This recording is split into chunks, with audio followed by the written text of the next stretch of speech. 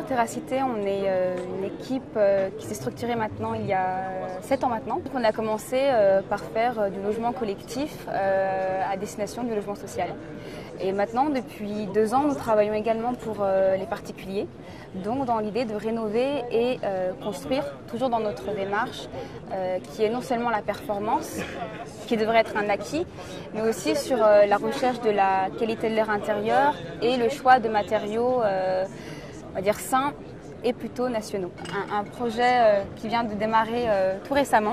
Donc c'est au sein d'un écoquartier à Longueville, près de Dijon. C'est un petit peu notre fierté et l'aboutissement de notre démarche auprès des collectivités. Et donc là, on est plutôt dans une démarche d'aménagement qu'on appelle un petit peu de manière pompeuse écoquartier, dans le sens où ces logements sont intégrés dans une logique de transport doux et aussi de rapport avec les logements sociaux qui sont en face, donc une dynamique de mixité sociale. On a commencé par travailler avec des sous-traitants et aujourd'hui notre dynamique emploi est surtout d'internaliser tous ces sous-traitants, donc pouvoir un petit peu grossir au niveau de l'équipe. Ensuite, au niveau de nos fournisseurs, on aime bien favoriser des fournisseurs qui ont une démarche équitable sur toutes les questions de finition.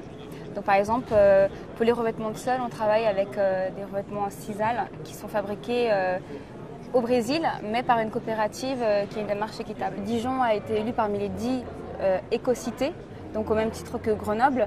Et je sais que le Grand Dijon souhaite développer plusieurs projets, dont celui-là est le premier. Donc je crois que c'est une sorte de brouillon pour la suite. Mais on espère vraiment, nous, en tant que créateurs d'éco-lotissement, d'éco-logement, pouvoir être intégrés et proposer quelque chose de plus complet à nos futurs habitants. Nous, ces logements-là sont à destination de locataires, monsieur tout le monde qui a un emploi et qui pourrait être sensibilisé à l'environnement de cette manière.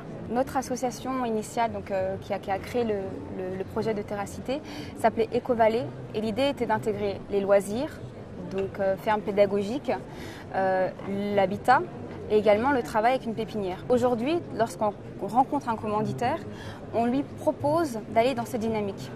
Mais on est encore très loin de la compréhension qu'il faut créer vraiment un petit écosystème.